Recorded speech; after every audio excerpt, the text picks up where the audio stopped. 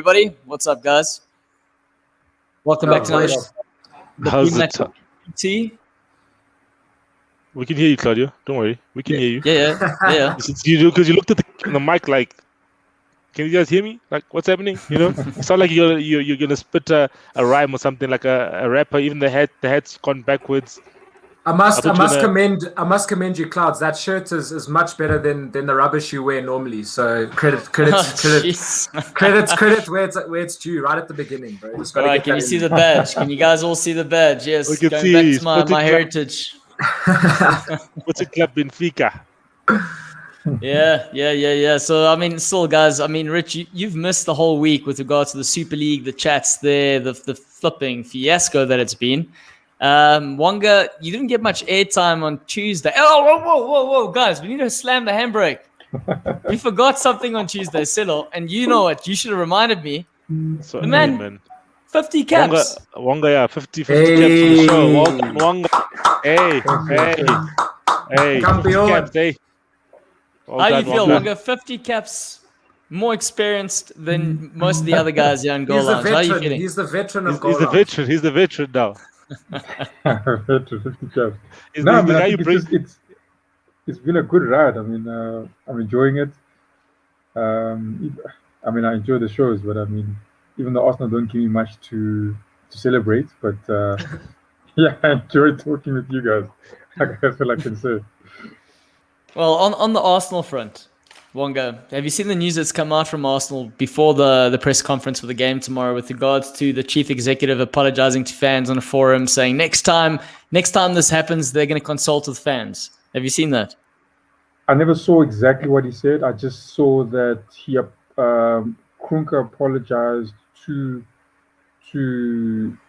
Arteta, and then the chief executive apologized to obviously everyone else. But I never saw what the guy said. But I mean, I don't think it's different to what any of the other clubs did as well. I think Liverpool, Man Utd, all of them, they all released statements, and I think you also saw you shared one with it was Matthew shared on with Inter Milan and Man City. Was it Tottenham? And Tottenham's one, and it was almost identical. But I mean, everyone knows what happened. I mean, everyone anticipated that it's going to come, because that's what PR people do. They have to go do that. But Barcelona took out a statement just before the show. Barcelona's not. I'm not saying they're not backing down, but they're not apologizing. They're just saying that this proposal came about and we signed on to this proposal. Because we thought it would be quite attractive and would be beneficial for football going forward, the sustainability of football going forward. But Barcelona basically and Real Madrid are holding out because they're in debt. They're both in debt. Especially Barcelona is in deep debt. 1 billion euros.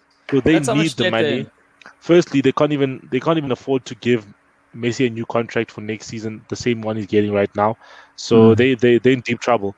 So they wanna get more money somehow. You know what I mean? And Madrid. And I just read now that they might want to kick out Madrid out of the Champions League semi-finals because they haven't taken out a statement saying that they're not going to continue with the Super League. They've just kept quiet, obviously. So they want to kick them out of the Champions League, perhaps. The crazy thing is, like, the West Ham owners came out and they issued a statement saying that they strongly condemn the Super League and it goes against football morals and stuff. And inside, I'm just thinking to myself, if they got offered a spot in Super League, our owners would have taken it in a second. True. They are those money-grabbing owners. So, like, they say one thing. Honestly, I wouldn't blame most clubs for accepting a deal like that. Honestly, if you're struggling financially, being offered that type of money makes sense. So like, even what you're just saying, like what Perez was saying is that people signed this thing. They've actually signed binding contracts. And then he says there was one English club. I think people are speculating that it's Man City. I don't know if it was Man City, yeah. So that wasn't actually wanted to get, were, let's say, standing on the fence on this thing. But the fact remains is that they were there and they actually signed this thing, and whatever dilemma they were going through, they actually ended up signing this contract. So the thing is, whatever they were promised, maybe obviously it was. Probably I'm assuming it was the money that that made them sign the contract. So that's why I agree with Richard then, saying that if anyone was invited to that little table of theirs, they would have been like, okay, sure, cool. When do we start? Yeah, and here's the thing though, like all of it is contradictions. I mean, firstly, going back to the Arsenal statement, now the Kroenke's sons come out saying they're going to cover the costs from his sports entertainment business for what it's costing to pull out of this deal. First and foremost, these contracts they've still been signed. And that's why you got the likes of Perez, you've got the likes of Laporte, who, by the way, when he ran to be the Barcelona president, said he didn't want anything to do with the Super League. He's now in charge and he sees the debt Barcelona in and he's going, we need the Super League. Hence why all these clubs are saying on standby, and these little cryptic things that aren't so cryptic, it's there in broad daylight. Again, if you're studying this, you know this is still coming because firstly, Perez says this is a deal that has taken 3 years to put together, first and foremost. Secondly, they said again on standby, you've got the Arsenal guy saying, what did he say? Next time this comes about again, we're going to consult the fans, yeah. Which means it's still there. They're still going to do it. What they're going to do, like Matt said on Tuesday, they're going to soft launch it, get more buy-in. At the end of the day, the way in which these guys have run the clubs, it's not sustainable. And this is where, the whole argument where they go, okay, football's for the fans. It shouldn't be about business. It shouldn't be. But even in the current pyramid scheme, that's what it is. It's a pyramid scheme, and they're saying it's all fair. It's not really. But if you do it well from a business perspective, you can still be successful, not run your club into the ground. And this is the argument I have. I mean, for me, I was at odds. I mean, you guys heard me on Monday. I came out saying, there's merit to all of this to a certain extent. The idea is there, the construct's there, but it's at the end of the day, it was for selfish reasons. And again, it was guys that weren't involved with football who made these decisions, who didn't consult the experts. Now, I've studied this for 4 years, and I'm looking back and I'm going, on paper, this makes sense with certain things, not the rules. But then after everything came out, I was like, as a fan, I'm trying to watch my team. I'm like, but this just wasn't done right at all. None of it was done right. And that's the issue with all of this. So they're moving forward again.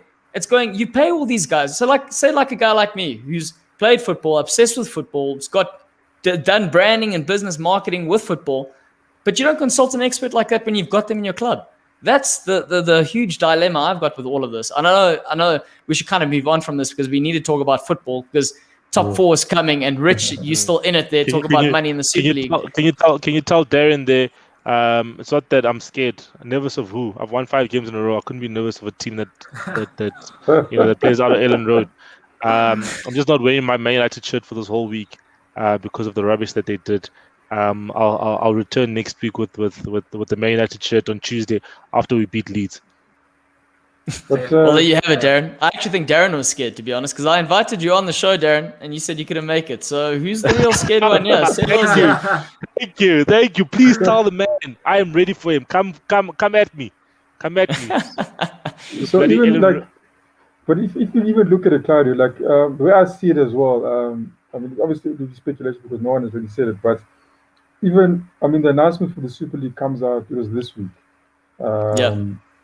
Then also the UEFA Champions League new format for 2024 also comes out this week. For me, I feel like within UEFA, all those guys were sitting there, and maybe even when they're discussing this, obviously this new format, these guys, Perez and them, had their own. They have their own way of. They have their way of taking this forward. I mean, in terms of football. And they obviously now the fact is that people are in debt. I mean the clubs.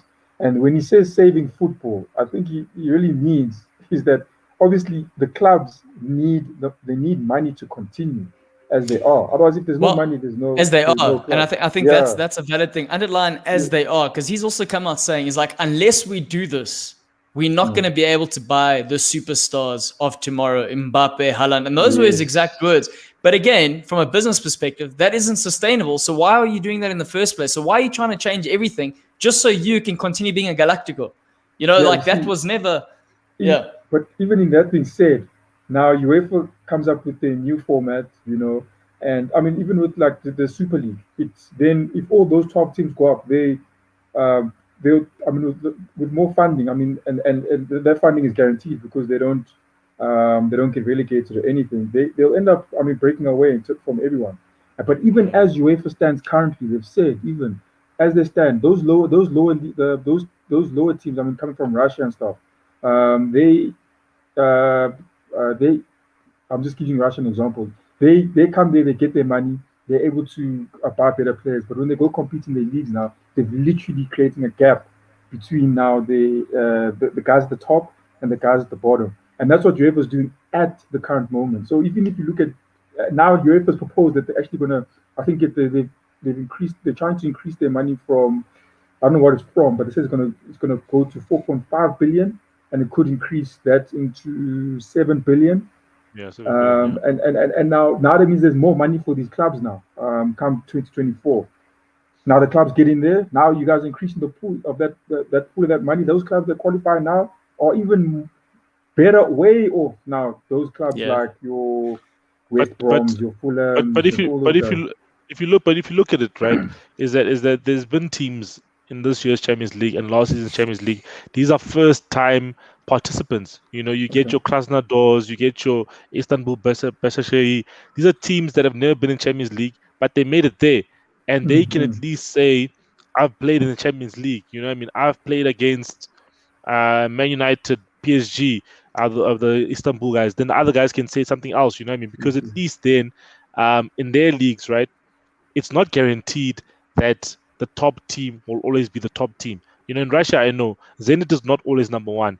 You know, Spartak Moscow is not always number one. CSK Moscow is not always number one. Besiktas, You know what I mean? guys. So in Turkey as well, these things they fluctuate, they go up and down. And yes, these clubs are running into debt. But I think UEFA needs to find a way to support all these leagues that don't have crazy like money that coming into it, like the Premier League. Premier League has a lot of money coming into it in terms of broadcast rights, you know, sponsorship deals. The sponsorship deals that Premier League gets is way bigger than what La Liga gets, like the smaller teams. You know what I mean? I'm sure a team like West Brom, whatever their shirt sponsor but again, why is that? Why is that? Because of the foreign money that's invested in the Premier League, able to buy the players that they're able to buy and attract and 100%. improve. Yes, Rich. It's the way football is structured, though. That's a sad thing. You just have an elite class of clubs that are always going to get richer, and the gap between the smaller clubs and the bigger clubs is always just going to get bigger and bigger and bigger. You know, that's a sad thing. But I mean, I saw a tweet last night that said, in 2024, 2 UEFA Champions League places will be given to the clubs with the highest club coefficient that weren't able to qualify for the Champions League. So, for example, if United came 6th and West Ham came 5th, United would qualify for Champions League and West Ham would have to play Europa League. Yeah. So I don't know what you guys think about that coefficient system. I mean, for me, that seems a bit strange, eh? No, it's rubbish. You must allocate like this season. For instance, it would be Arsenal. For instance, Arsenal and Spurs are the 2 teams that would qualify for that because Arsenal is 10th in UEFA coefficient, and the teams that are 9 other teams ahead of it will be qualifying for Champions League anyway. So it's rubbish, man. You know, imagine a team like Arsenal. Okay, but Arsenal would have to qualify in the 7 spots first. Champions League, 7 European spots, or win one of the cups, which they haven't. So that would mean that Arsenal would get kicked out and not get the spot. But it's rubbish, man. I think, you know, because they're gonna give France an extra spot, which is okay. You know, France can get an extra spot so that it can be on the same as other leagues. Then give like for instance, Netherlands doesn't have an automatic spot. You know what I mean? Give Netherlands an automatic spot. Give Scotland an automatic spot. Give, I don't know, Belgium and another spot or an automatic spot. That makes more sense because that at least will include the champions of other leagues where they've had to maybe traditionally go through playoffs, a qualification round, rather just put them in the main league. But also it's rubbish, man. Like play more games and all this. It's all the same thing. So all UEFA have done. They've gone quiet during this whole fiasco. They've gone under the radar, and somewhat because now the fans have gone against the Super League. They're coming out somewhat triumphantly, like they're the heroic ones, but they're doing exactly the same thing. As there's no difference, and then they're claiming to give smaller teams more of an opportunity. But that whole coefficient thing does exactly the same thing as the Super League does, and gives more. Again, it's quality over quantity. Would you rather watch your team play a lot more games against lesser sides, or lesser sides on paper, that is, or would you rather watch fewer games against the big super teams? And that's anyway, no difference. And before we move on, I just want to comment on the whole Man City and Chelsea pulling out and causing the sort of disruption to the whole Super League progressing. That was a reputational sort of move to save face. That's all it was. At the end of the day, these 12 clubs got together because of their brand success. And this is huge brand reputational damage. That's what it is. And now they've come out. You saw Mosa celebrating like his side was the hero. Meanwhile, they weren't even the ones to pull out originally. It was Man City. So that's one of the things that we've all got to consider and we can't forget. And I don't know, final thoughts on the Super League because we've discussed this at length. Final thoughts? From my side, I think UEFA are just as rotten as the guys that wanted to do the Super League. And exactly. you look at people like Sky Sports coming out. They're also rotten as well. They're charging stupid amounts of money to the public to watch football games day in, day out. I think football in general just needs to catch a wake up. Honestly, that's my thoughts. Yeah, so all these middlemen taking their pieces. Go ahead, Wonga. Yeah, no, I agree with Rich. I think at the end of the day, I think, well, for fans, I think, like I said before, I think this is a wake-up call for everyone who thought the club was, was really not run by them, but they had an influence and say in what was happening. You really are.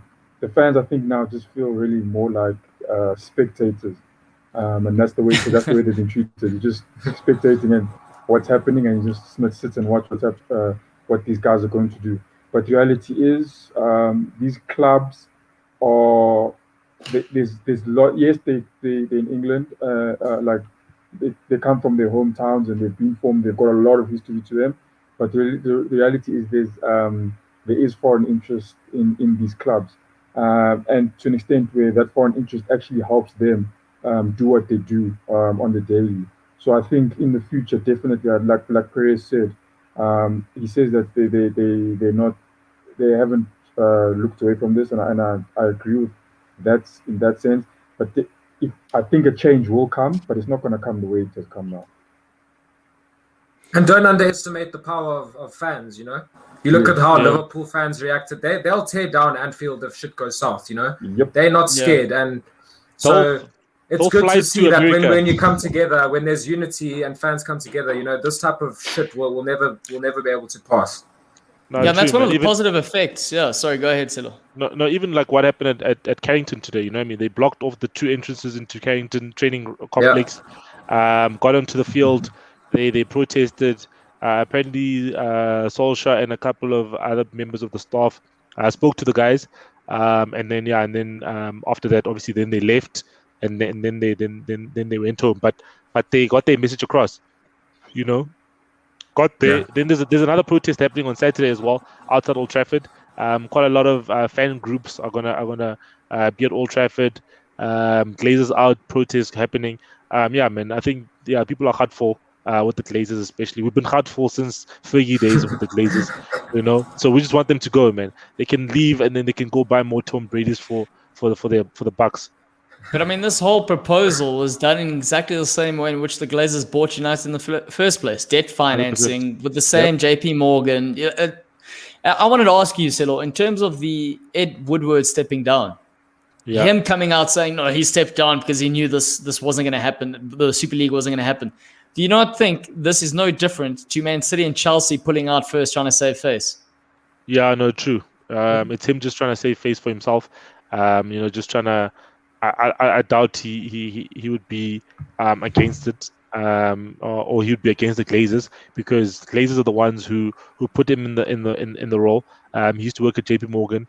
Because he was going anyway, so he was off anyway. Yeah, apparently he was apparently going to just leave at the end of the season anyway, because apparently the job was getting to him. The attacks on him, that I can understand. You know what I mean? That the fact that the job has been going, he's been on the job for 8 years, personal attacks and so on. But the fact that he was against it and, you know, he didn't agree with what the Glazers said, I don't believe that. I can believe that he was just tired of the role and the attacks, because, you know, his house got obviously, attacked once. They threw flares and stuff at his house once. So I can understand that, because the Man Utd fans have been very angry with him in the past. So maybe he just wants to just move on to something that's a more relaxed, out of the limelight. And he's the highest paid or second highest paid chairman or second highest. Him or Levy are the highest paid chairman in the Premier League. Jeez, it's a lot, man. All right, guys. Well, that pretty much wraps up what we're going to talk about the Super League. Let's focus on the good Premier things. League, man. Yeah, man. Let's talk about let's talk about the top 4 battle. Let's just get into the top 4 battle. Because there's no other battle in the Premier League. Okay, maybe the Fulham one, but the top 4 battle is the hottest battle in the Premier League right now, because there's no number one battle, and the relegation one is. I think it's exciting because there's literally, I can see there being 6 or so teams fighting for 2 spots maybe. Yeah. Going into the last week even. I think it could be the most exciting top 4 race we've ever seen. Definitely. And that's what the Premier League needs. Obviously it would have been nice to have had a title race and not one team going out and just being the front runner.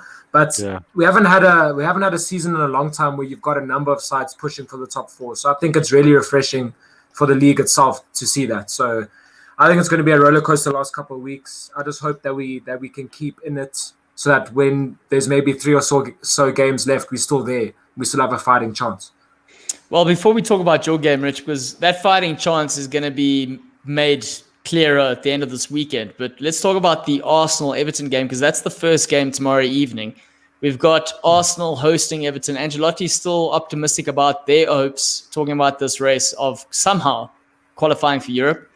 Wonga, in terms of today's news from Arteta and how everything's playing out, what do you think, especially with this huge distraction of the Super League, what do you think is going to happen this weekend? Do you think it's a blessing or curse for Arteta?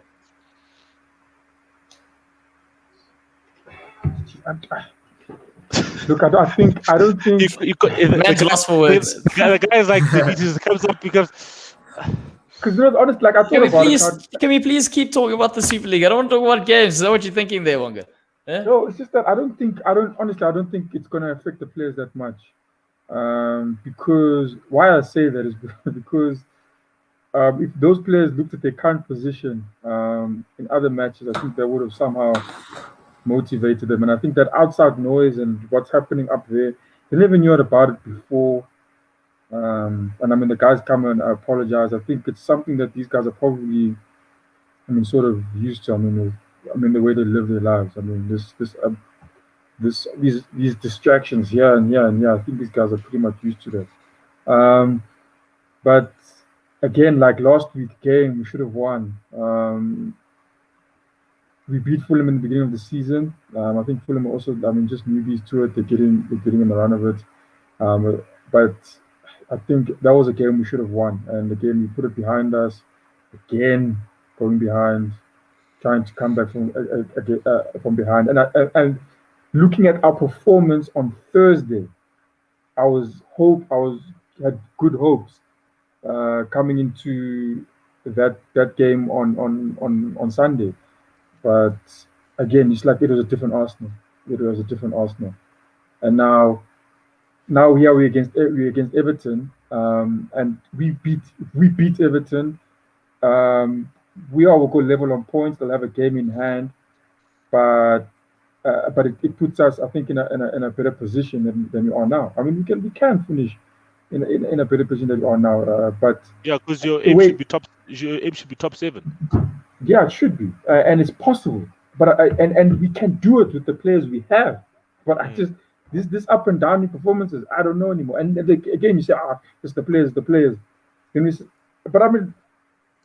look, for me, at some point in time, we think we must take, everyone must take responsibility. The manager is the one managing the team, and the players are the players on the pitch. For me, it's a mutual effort, and I think they must both fix whatever's happening there. Maybe obviously can't get fixed this season, but we need to see a difference. It can't be. But you can see what they can do. You think the focus would be shifting to the semi-final against Villarreal next week? Like, so maybe they'll probably have one eye on that and not really focus too much on this now. That's what I don't know. I think because now that'll be for Arteta to decide. Because now if we, like, Man United are still in it, if I'm not correct, and that means you have to beat Man United. That means you have to beat Man United. The way I see it, we've got, I think the only top team we've got now left, if I'm not mistaken, was Chelsea in the league. But one away game for against Chelsea, if I look at it. But then I think there's also West Brom in there. I think West Brom is on our fixtures. Yeah, which is a tough game. Crystal Palace, Brighton. Newcastle. Yeah, it will be a tough game, but I think Newcastle. Looking at Arsenal, Newcastle's there as well. No, Newcastle's there. Yeah, Newcastle is there as well. Next week. But but if you're looking at the amount of games, it would be the wise thing would be to go to and just go straight talking to this go for Europa. Less games, but the league will be the longer route. But it's a must win. But this is the thing. Everton is hot and cold, like Pimani is saying there. But Arsenal is also hot and cold, mostly cold. They're always conceding first. This is what worries me. Conceding first, always. So, yeah, I just don't know. But when I look at it, my head is leaning towards us drawing or losing that game, to be honest with you. It's a must win for both. It's a must win for both sides, 100%. But as a West Ham fan, I'm hoping for a draw, because then that keeps Everton 5 points behind us, and it keeps you guys 8 points behind us with 6 to go. So it kind of eliminates the guys beneath us. But in that sense, West Ham have to win, you know. And even Arsenal last week, they had, I think Tottenham and who was it? Tottenham and Everton, not Everton. Tottenham, who played who? But they drew. Tottenham played Everton. They drew. Yeah. And that's what we needed. And then, okay, now we have to go there and win. Nope. You think that motivates them? They can see the log, literally see it. Nope. No, but you know, playing a relegation team is tough, man. You know, you guys are playing Fulham. It's tough. You can't. There's no guaranteed points. They're fighting for their lives. Guaranteed points in the Premier League now, ne? It's against Southampton, Palace. You know, teams that are just there. They're just waiting for the end of the season. You know, those two teams especially. You know, even maybe Wolves are just they just stubborn. But you know, these three teams, play against them, you have a good chance of drawing or winning. But the other teams, and Sheffield, but the other teams, it's tough, man. You can't buy a win against those teams. You need to fight for your win, because you know West Brom are resurgent now. They scored 3 goals in their last game. You know, and Fulham is fighting, man. Fulham has had lost. On that note, Silo, I mean, West Brom are playing Leicester City tonight too, as well. Are in this race for the top 4. I think Leicester are hosting West Brom. Saying West Brom have found their form again. What do we think is going to happen there? Look, we're not going to mention it in betting and predictions, so we might as well talk about it briefly in this sort of category. What do you guys think is going to happen there? Big Sam masterclass. It could be a draw. It could be a draw because that's the thing is with West Brom. They beat Chelsea. They scored 3 against, is it Villa? Was it no? They scored 3 against Southampton. 3 goals against Southampton. You know what I mean? So 3 goals against Southampton, 5 against, is it 4 or 5? What is it? 4 or 5 against Chelsea? Whatever it is. You know, Musa should know. But you know, they're scoring goals. They're scoring goals. You know, Pereira's making sure that everyone sees him, that they can sign him next season. You know, he's to be signed by a big monster up front. Diagne's a monster as well. So those 2 players need to be, you know, watched out. So I think definitely a draw. Even Callum Robinson's been jamming for them as well. Yeah. I see, I mean, so I was going to go back a bit on the Arsenal one. Is that in that, I get that West Ham and them have also got something to fight for. But if in Arsenal's position now, it's a unique one. This will be for the first time in a long time we haven't qualified in Europe, and you see now they were trying to skip everything and go to the Super League. So they actually have finances, but now they can't skip nothing now. It's not there anymore. Everyone understands. I just think they're playing snakes and ladders there. You know, catch the ladder, let's skip the hard graft and just go to the top. Yeah, even now they land on the snake. Yeah. Last season, Arteta, can't remember what you want to win, but Arteta even said, I mean, him qualifying for Europa, he said it's key. He said it was so key. He's like, this is very important. And he said why? Because he said they need the money.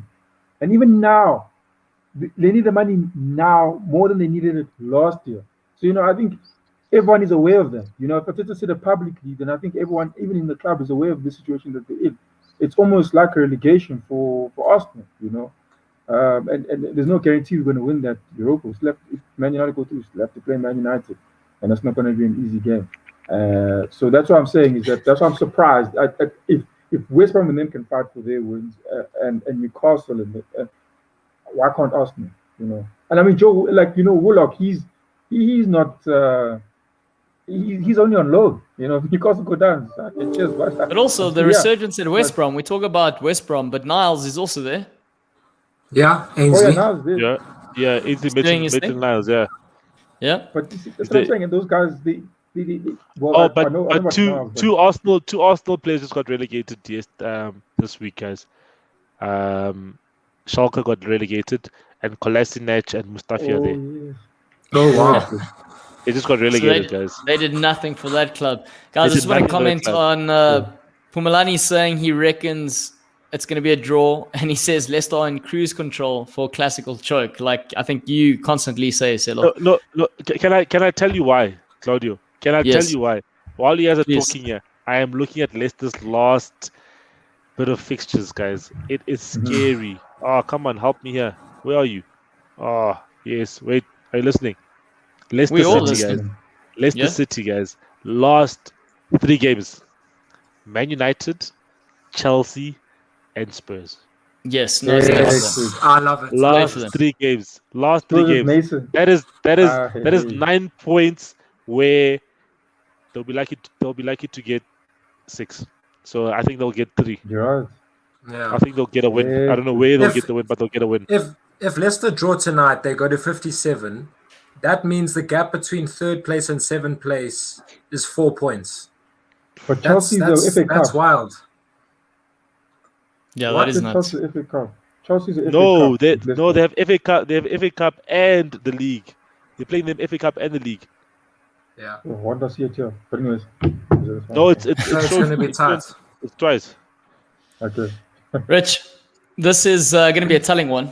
I reckon if you guys Ooh. manage to get anything out of this, even if you get a point, the momentum is Yeah. going to carry on. And if anything, it should be in your advantage again. Because I like how the same question I asked Wonga, because of this whole distraction Chelsea have had this week. I mean, West Brom have had a nice check, week check. where they're focusing. Breaking What? news I see there from Lani. Watford are back.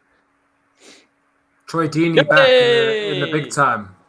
Troy Deeney. How? How did, Back, the box is How- back, boy. but how are they back? Are they back? Yeah, Is sorry. it breaking news or is he just saying that? Did No, they? Because let's I know see. Norwich went up automatically. So Norwich Watford- qualified, yeah. Watford must have automatically got promoted as well now.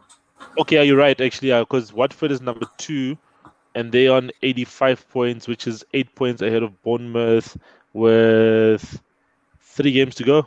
8 points, 3 Yeah, games. so it's as good Nah, as it's not. done. It's good as done. They need to get 2 points. Yeah, but yeah. Yeah. Sorry about that, Rich. Sorry, your biggest game of the season. Yeah, Nah, biggest no game of the worries. season, and you interrupted No with Troy Deeney. You think Troy Deeney? Look, I think on paper Troy Deeney is bigger than West Ham, just because of the size.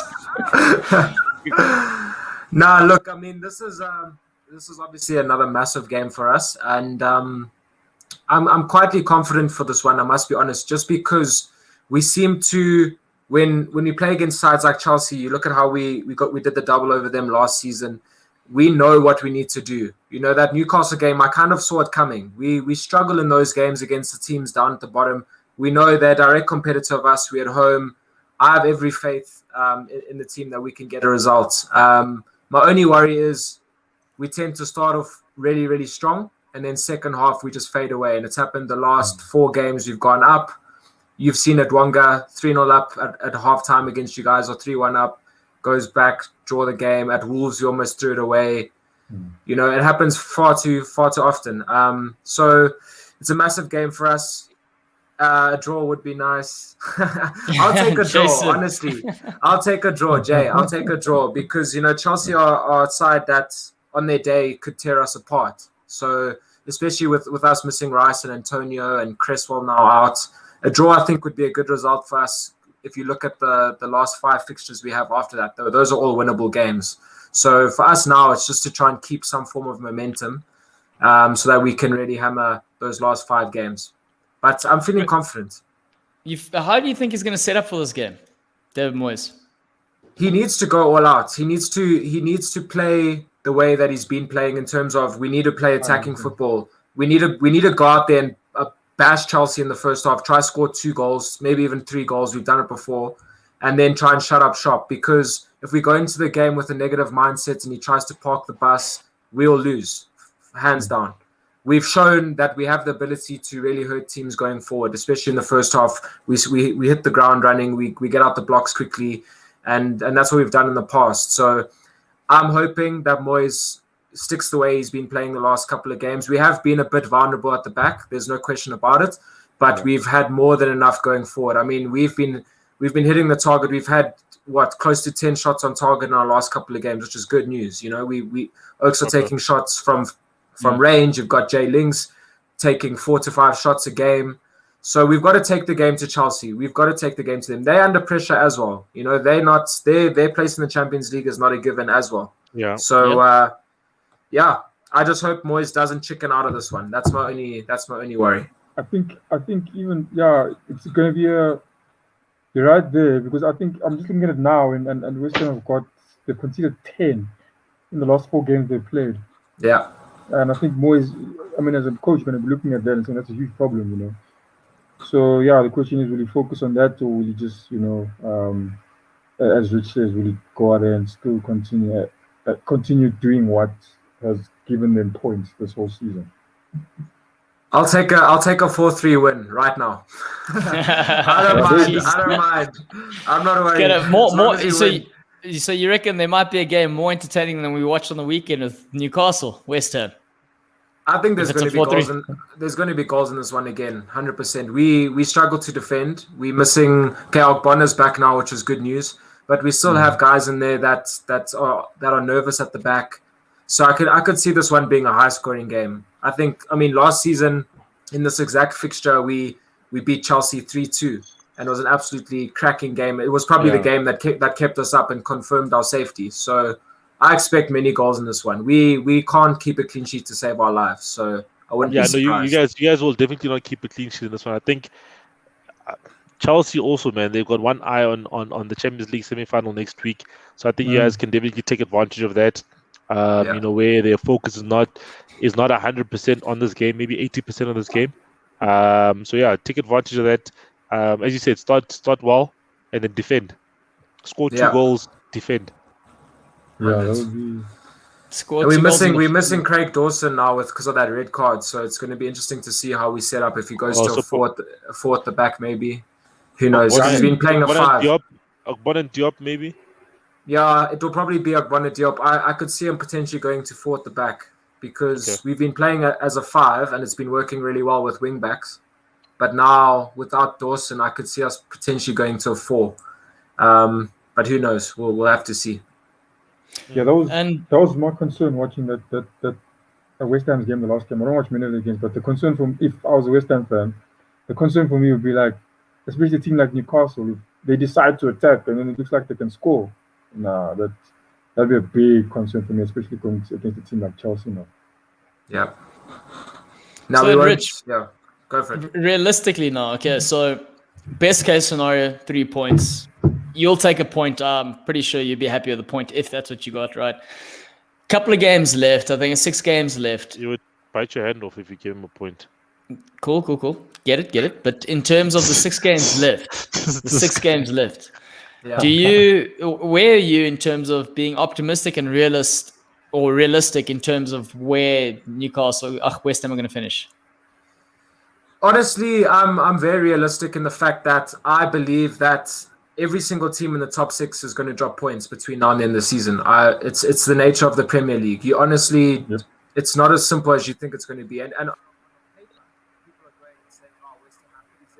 volume. What happened? Sorry, Rich. Your sound.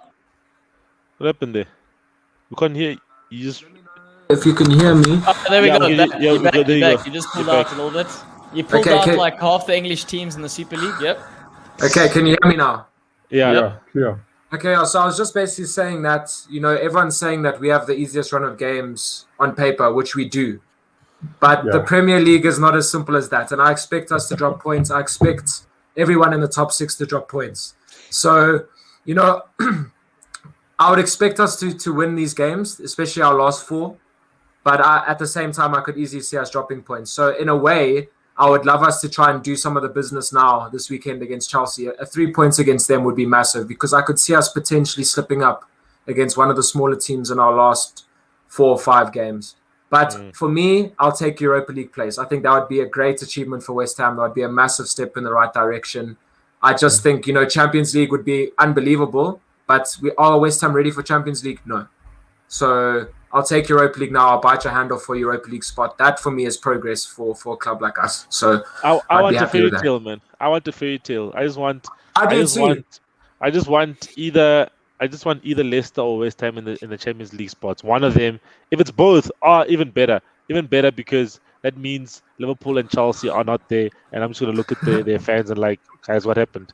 But I would like either of the teams, either one of them, to make it, especially at the expense of Liverpool. Especially at the expense of Liverpool. I just want to look at Claudia every show and say, "Hey, bro, how's it going? From champions to outside top 4." Great. I would love it. I would love it for West Ham to be playing on a Tuesday. Exactly. I'd love it for us to be playing on a Tuesday and going, Klaus, you're playing on Thursday. Thursday, exactly. Dynamo Zagreb or what? Exactly. and it would be that he went straight into Europa. I love it when people get loud. I love it when people get loud before anything's concrete. Just keep it going. Exactly. Because I'm going to shut my mouth. There's still a long time to go. He needs to enjoy it right now. He needs to enjoy it. He needs to enjoy it. Doesn't mean you can revel in it. I'm more than 10 points ahead of you. I can do whatever I want. All right. Let's see Arsenal knock out Man United in the Europa. Let's see that happen. Sorry, Wonga. Yeah? No, that'll be the final. Don't forget, that's the final, guys. Yeah, that'll be the final. I was going to say, Rich, but qualifying for... Now we'll get there. But your Valera's not easy, I won't lie to you.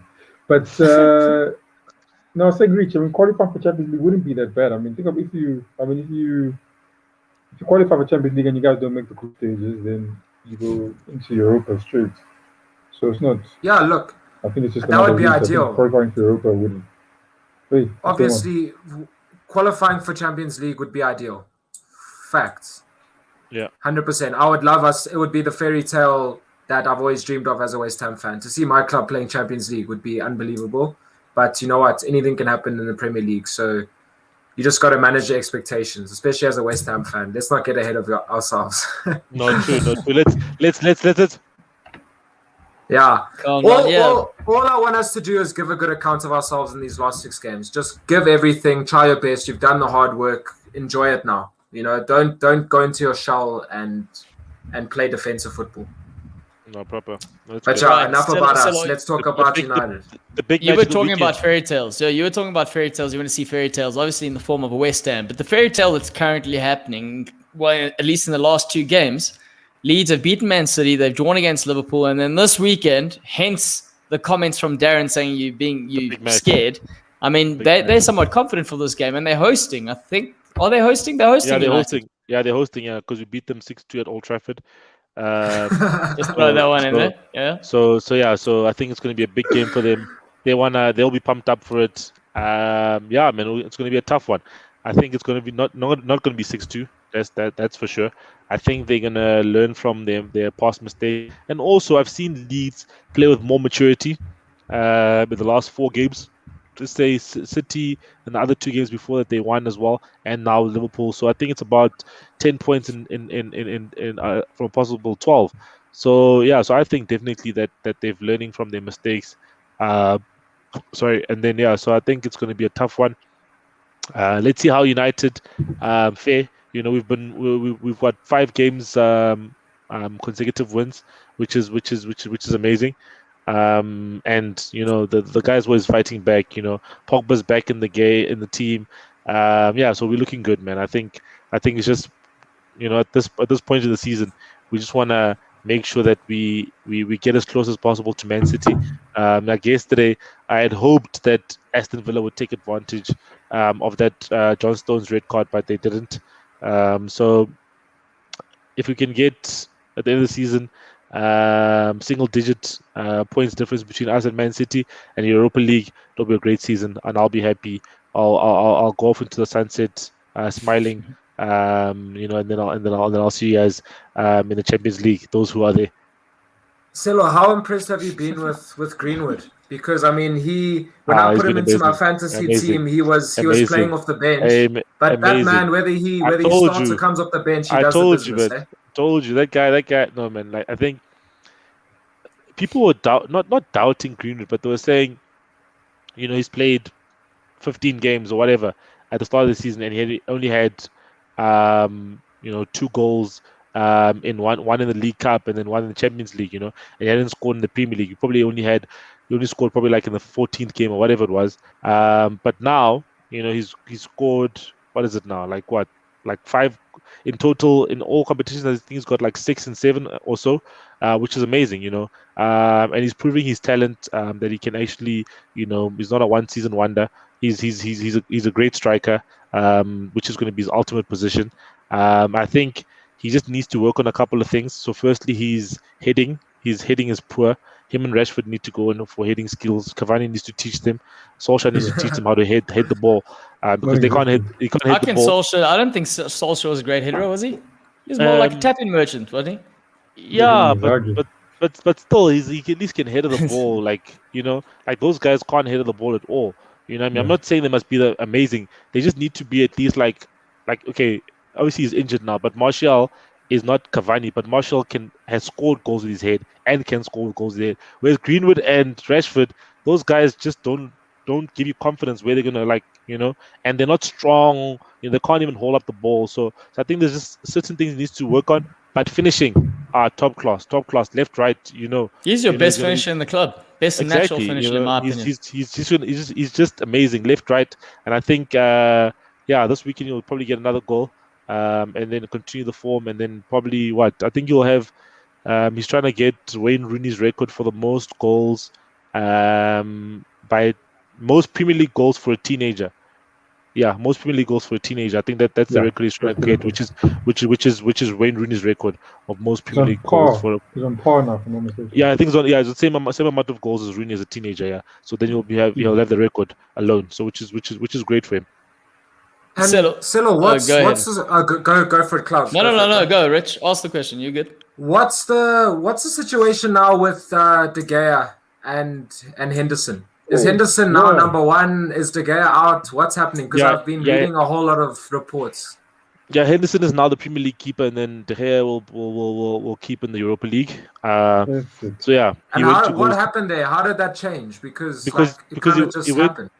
Because he went to Spain for the birth of his first child, and that's how it happened. And then when he came back, then it was he came back he missed the second leg against AC Milan, and then he was back for the Leicester FA Cup match, and then was the international break thereafter. So he could have probably only played 1 game, and then they didn't pick him for that game.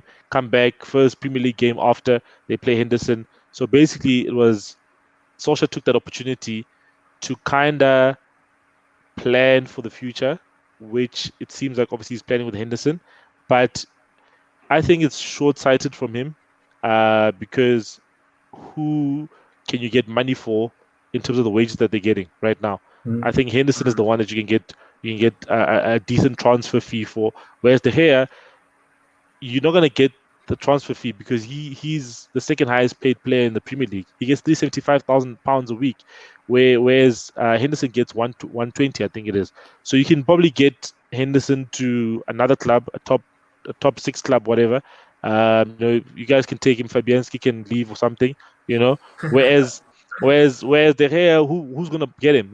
I can only see Juventus and PSG at this point in time taking him. Otherwise, every other team has a goalkeeper. Yeah, no, it's a good point. Well, Pumalani is saying 2 things here. First thing, he reckons De Gea will reclaim the spot. That's the first thing. The second thing is, Selo, he says Cavani needs to stay 1 more season. I agree.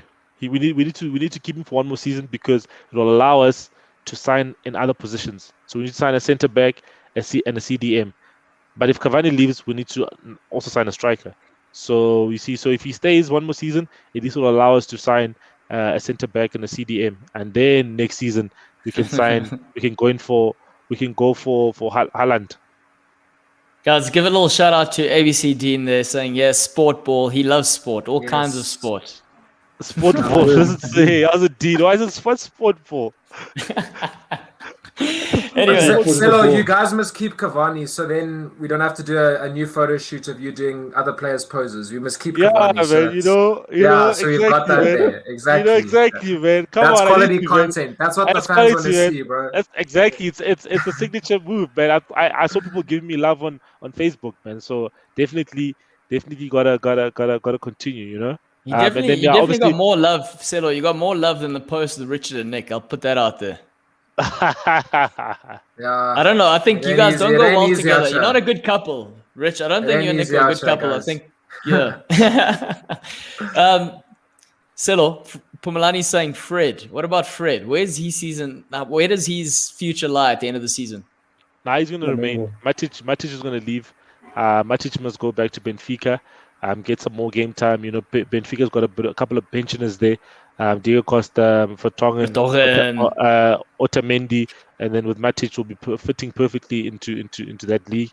And then we can get a CDM. You know, hopefully my boy Rich can allow him to come.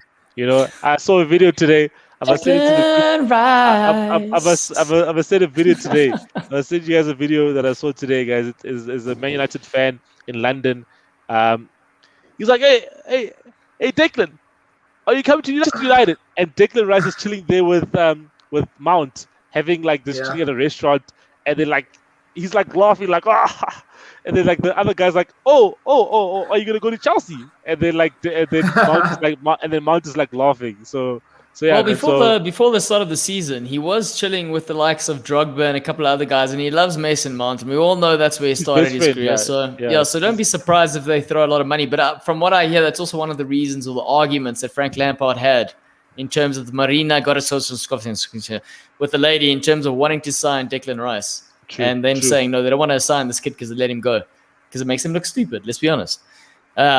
So before we talk about... Yeah, before we continue, we're going to speak about one more fixture before we give our predictions. And, oops, that's not the game. Oops, we're going to talk about the Liverpool-Newcastle game.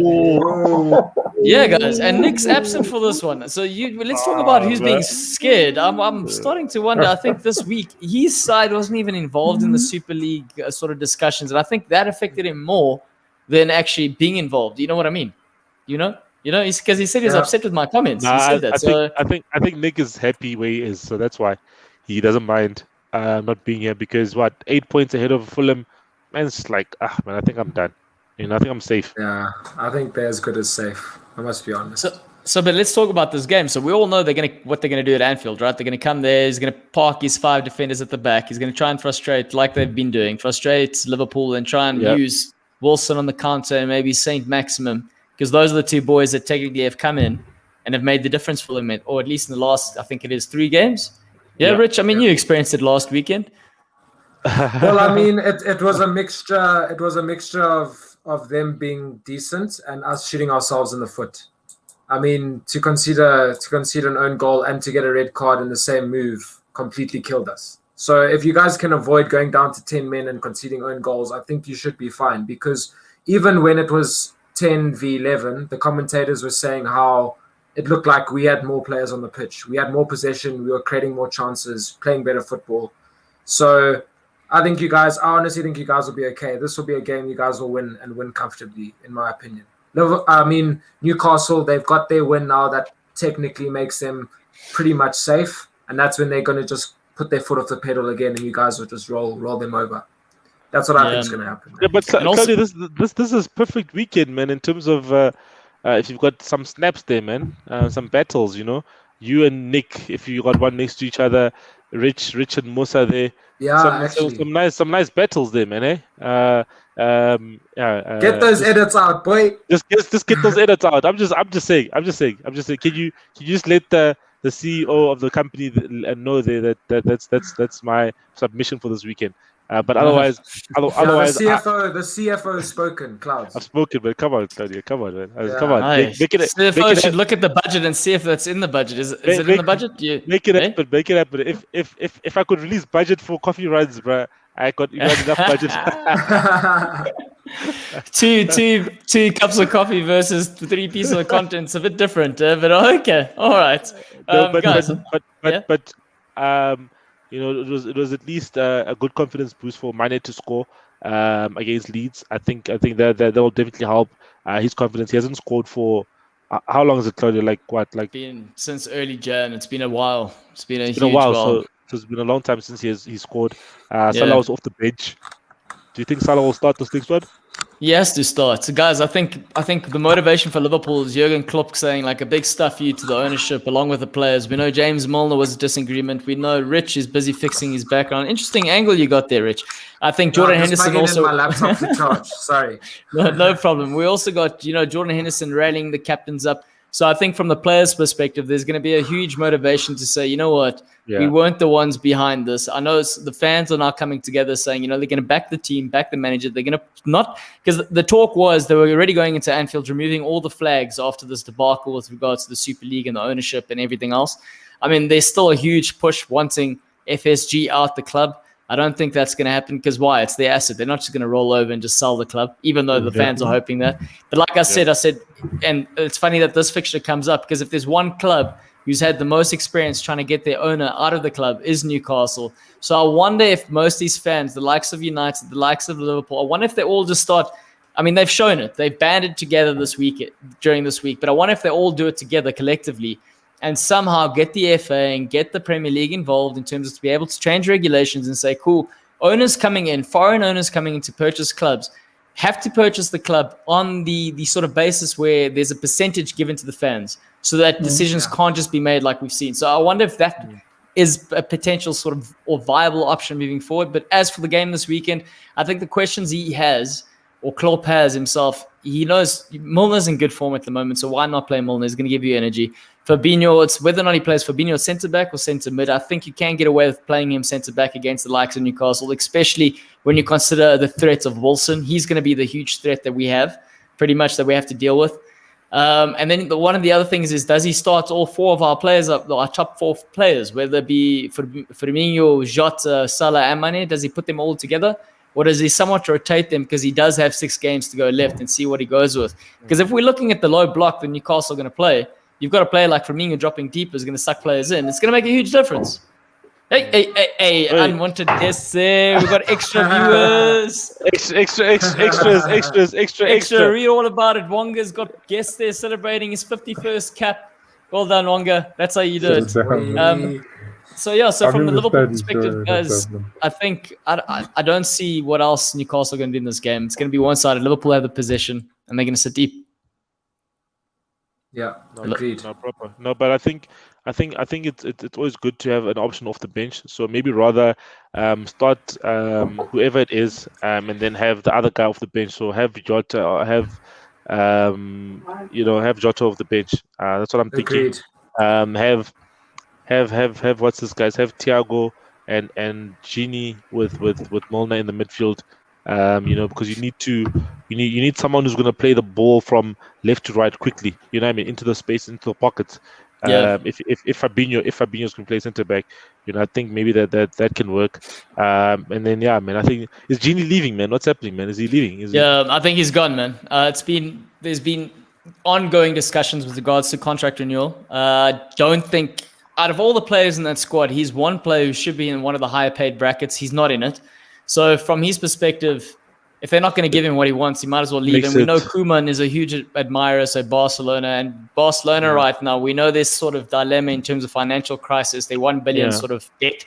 So if they can get a player like him on a free, a player who's going to graft, one of those sort of humble players that don't grab the headlines but put in the shift, then they're gonna go after him. Because what they're going to do, they've already got Eric Garcia from Man City, who's from the academy for free. They're going to get Gini for free.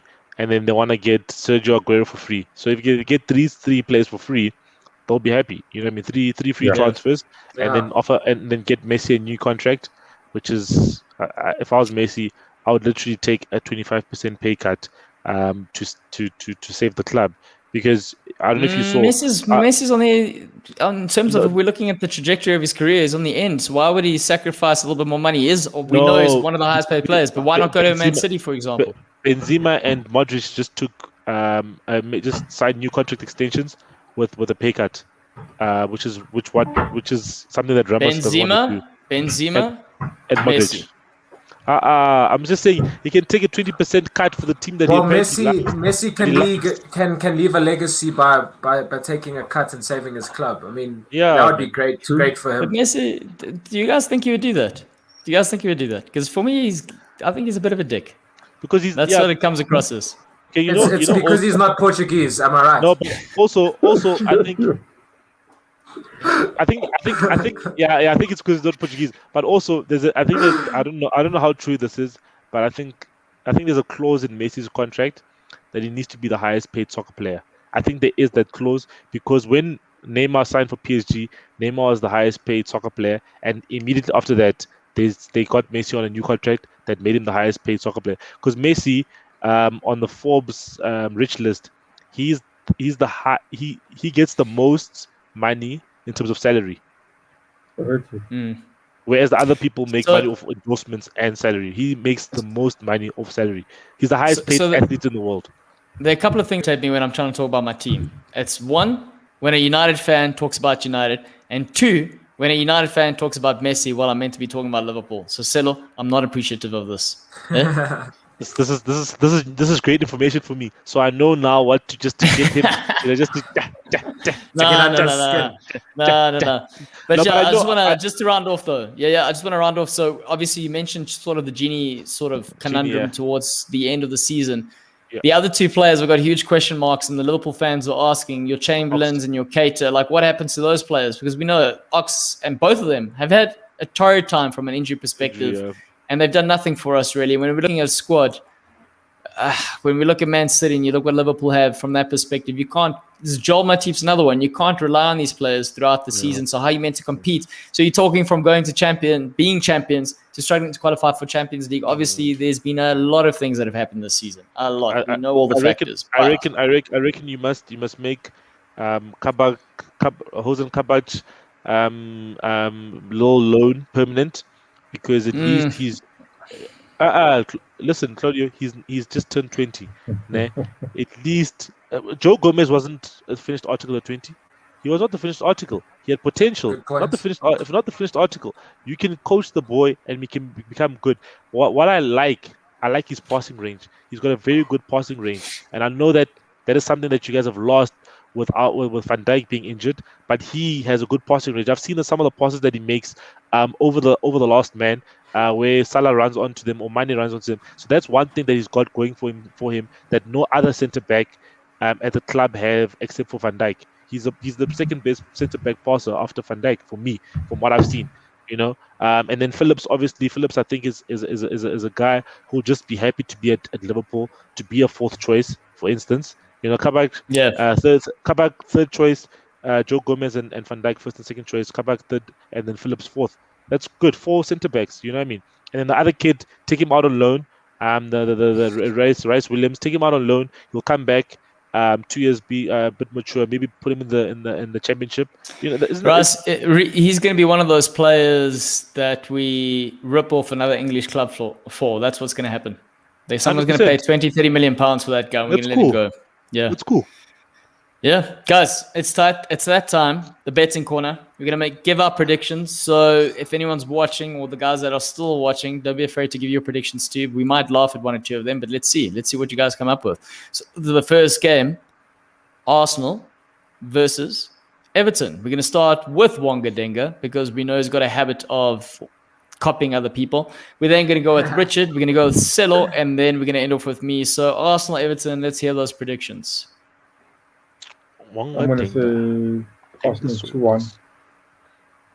I think, yes, we need the win, man. And I think where's the confidence, bro?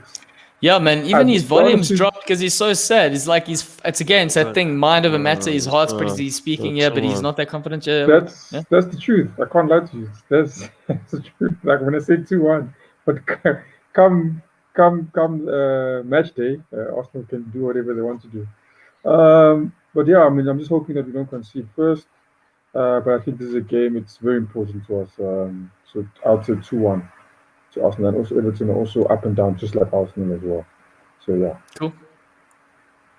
I'm going to go 1-1 draw.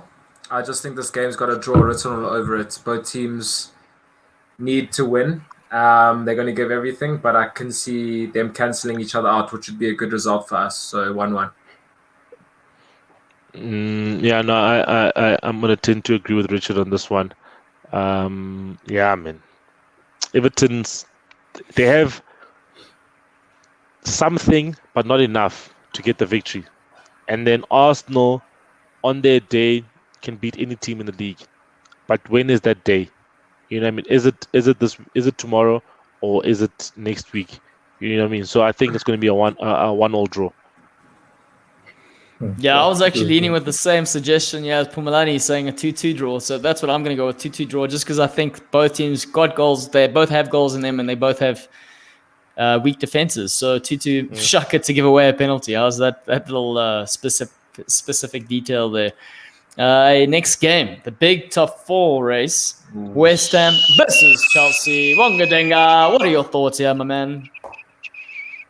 Yo, I also said Joe written over this one. I see goals as well. I'll give it I'd say 2-2 draw. Yeah, look, I mean, I would love for us to win this game, and I always back my boys. My heart tells me West Ham 3-2. My head tells me 2-2. I just know there's going to be a lot of goals in this game. We can't afford to lose it, so I'm going to go 2-2 draw. I'll take that draw. That's what I can say from that perspective. Yep. Settle? Yeah, I think there's going to be a winner. I think it's going to be a 2-1 result. Yeah. J-Legs, come on. It has to be. So it's just 2-1 results? 2-1 results? That's all I'm saying. 2-1. That's all I'm saying. No, man, you can't. You gotta say the team. Which team is it? Man, I think there's something about West Ham this season, man. I think, yeah, man. J-Lings definitely. Chelsea against Brighton. I don't know. Was it the Super League stuff, or it's just Brighton is tough to score against? Because I don't know, but they didn't score at all against Brighton.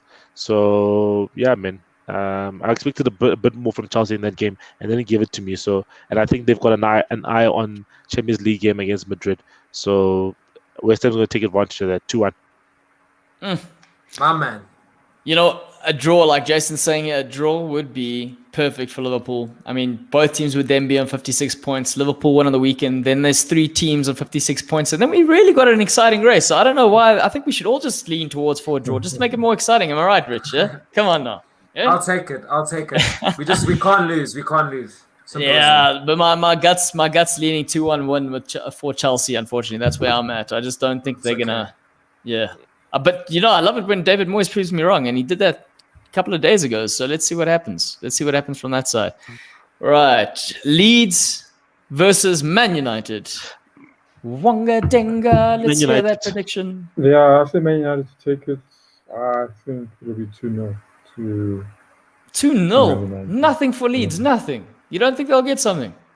No. Not even a goal. Nothing. No. Clean. I think they're not going to. A clean break. Okay. Wow, a clean break. Thanks, Wonga. I'm going to go with United on this one. I think Leeds have been playing some great stuff lately, and they've been taking it to teams, but I just feel United will be too strong, especially away from home. They're a different beast. So I'm going to go 2-1 to Man United. Mason Greenwood to score again. Give me the fantasy points. That's my boy. Oh yeah, I say 3-1 to Man United. Definitely Leeds will get a goal, but Man United will be too strong for them. Yeah, man, I think Leeds will it'll be just too much for them. Leeds have been on a high, but yeah, let's just remind them who we are, and it's their first season back. For me, there are 2 factors to consider here. Your fantasy league points, Rich. I think that's a huge motivation for Mason Greenwood. That's what he's thinking about all day. Exactly, bro. Exactly. That's what he's dreams about. He's going first, how can I get Rich more points? And second, how can I get into this England squad? And that's by banging in the goals against Leeds. So that's a huge motivation there for United. The second thing I've got to throw in here for consideration is that Leeds United have gotten the 4 points so far out of the 2 games against City and Liverpool. They would never have dreamt of doing that, but they've gotten that.